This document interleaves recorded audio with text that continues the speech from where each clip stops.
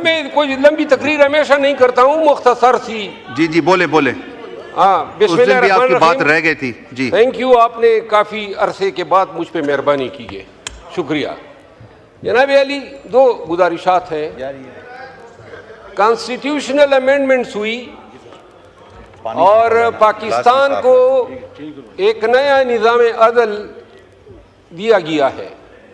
इस निज़ाम अदल के नतीजे में अब जो 3 सीनियर मोस्ट जज होंगे, सीनियर प्यूनी जज और 2 नेक्स्ट सीनियर जजेस, उन तीनों की ये तवक्कुआत होगी कि हुकूमत या वज़ीर आज़म इनमें से किसी एक को भी चीफ जस्टिस बना सकता है और यूं इन तीनों में से कोई भी हुकूमत वक्त को नाराज करने की कोशिश नहीं करेगा। पहले से ही हमारा निज़ाम अदल जो है 138वें नंबर पे दुनिया के इंडेक्स पे आ रहा है। मुकदमात जो हैं वो दहाइयों तक चलते रहते हैं।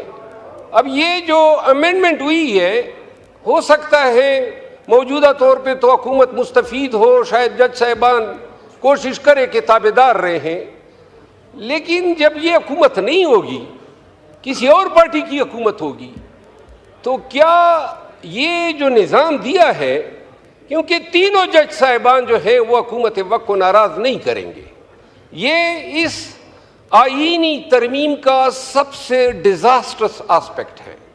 और जिस मुआशरे में ऑलरेडी हमारी अदालतें जो हैं, कल जो लॉ मिनिस्टर फरमा रहे थे, कोई इनकी शानदार तारीख नहीं है इंसाफ करने की।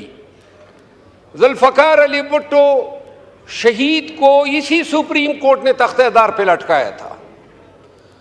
इसी अदलिया ने जस्टिस मुनीर भी पैदा किया, इसी अदलिया ने इफ्तिखार चौधरी भी पैदा किया, इसी अदलिया ने साकिब निसार को भी जन्म दिया, जस्टिस डोगर भी आए, जस्टिस खोसा भी आए और सबसे ज्यादा प्रो मुनीर जस्टिस फाइज़ भी आ गए।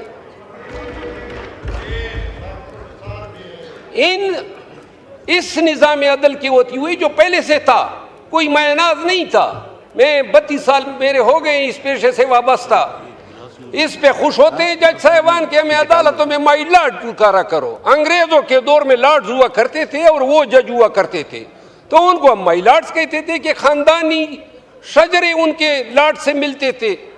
यहाँ पे तो अब जिस तरीके से इफ्तिखार चौधरी ने भर्तियों का सिलसिला शुरू किया और जो जज साहिबान एलिवेट हो गए, और अब जो सुपीरियर जुडिशरी पे जो अदलिया बैठी हुई है, वो उस समेत बंदियाल भी समेत, वो भी कोई इतना मायनाज जज नहीं था, उसने भी दड़न तख्ता किया था। ये देखिए, कोई आपका, कोई हमारा, कोई हम पे मेहरबान, कोई आप पे मेहरबान। हमें मेहरबान जज चाहिए ही नहीं, आज़ाद जज, बल्कि आज़ाद से भी ज्यादा जिम्मेदार जज चाहिए जो इंसाफ कर सके। साकिब निसार आया था, उस वक्त भी हम कहते थे एक किलो ना बना हुआ था, डैम बना रहा था। बदबख्त डैम के साथ तुम्हारा क्या काम है? फिर आप ये देखें, फाइज ईसा के बंदियाल आया 12 बजे, उसने अदालत भी खोली और फिर वही बंदियाल साहब थे, सुप्रीम कोर्ट ने तारीख में पहली दफा फैसला दिया और जब हुकूमत ने आंखी दिखाई तो उस फैसले पे कोई अमल दरामद नहीं हुआ। इससे पाकिस्तान में कानून की हुक्मरानी की बेखनी हुई। जनाब अली, गुजारिश ये है कि ये जो बिलावल भुट्टो जरदारी साहब काजी फाइज़ ईसा को जो खराज तहसीन पेश कर रहे थे, जो डोंगरे बरसा रहे थे, ये वही काजी फाइज़ ईसा हैं जिसने पाकिस्तान की सबसे बड़ी पार्टी को बेनिशान किया। ये वही काजी फाइज़ ईसा है जिसने एन अमेंडमेंट से पहले रिव्यू 2 दिनों में फिक्स करके जमीर फरोशी के लिए रास्ता हमवार किया और फिर हमारे एमएनएज वहां से बरामद हो गए।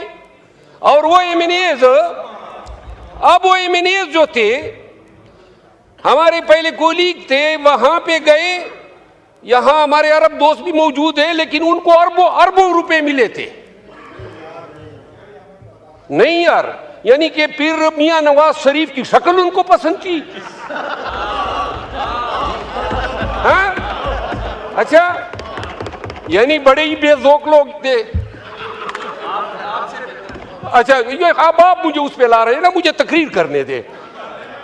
जनाब अली, हमारे दोस्त अगवा हुए कहते हैं, हमारे दोस्त जो हैं, और ये अरबों की जो पेशकशें हैं, इस ऐवान में मौजूद शायद ही कोई यमनी होगा जिसको नहीं हुएंगे, मुझ समेत। हमें पेशकशें हुई, आए ज़मीर बेचें, और वो अमेंडमेंट होती है कि अगर वो 5 लोग ज़मीर न बेचते तो शायद ये अमेंडमेंट न होती। हमारे एमएनएस आपको वोट दे रहे हैं, फी सबीलिल्लाह दे रहे हैं, और बात हो रही थी कानून की हुक्मरानी की, जमहूरियत की बालादस्ती की, अदालतों की आज़ादी की। क्या ड्रामा है, यानी ज़मीर के मुताबिक। हैं, आप किसने कहा? माशाल्लाह। जनाब अली, पीर मियां नवाज शरीफ साहब ने मौके के हिसाब से अदलिया पे अपनी बड़ास भी निकाल दी, और वो तारीख साज शेर कह दिया कि उन्होंने जो शेर कहा, जवाबी शेर तो मुझे आता है, लेकिन मेरे नून के दोस्तों की हया रखने की वजह से नहीं बोलता हूँ। नहीं नहीं नहीं, आखिरी बात ये है, ये वक्त गुजर जाएगा। हम मंसूर अली शाह साहब को ला रहे हैं, या अफरीदी साहब को ला रहे हैं, या कॉन्स्टिट्यूशनल बेंच के सरबराह के तौर पे अमीनुद्दीन खान को ला रहे हैं। कोशिश यही है कि आइंदा के 3-4 सालों के लिए निज़ाम को इसी तरह रखा जाए ताकि ये असम्बली अपनी मियाद पूरी कर सके। ये वक्त गुजर जाएगा, लेकिन मुल्क को हमने एक ऐसे रास्ते पे गामजन कर दिया। मेरी दिली ख्वाहिश थी, एक दफ़ा जनाब के स्पीकर साहब को मैंने कहा भी था, मैंने कहा बेहतर होगा आप कोई काना रखें और तमाम अपोजिशन और इन सब को बुलाएं। यहाँ पे खुदा की कसम इनके साथ हाथ मिलाते हुए डरते हैं, आप सबके साथ हाथ मिलाते हुए डरते हैं। मैं नहीं, सब डरते हैं। यानी जो निज़ाम चल गया है, न सलाम कर सकते हैं, न कलाम कर सकते हैं। वो ख्वाजा आसिफ साहब से एक दिन क्या सरेराह मुलाकात हो गई, मेरा दड़न तख्ता हो गया पार्टी से।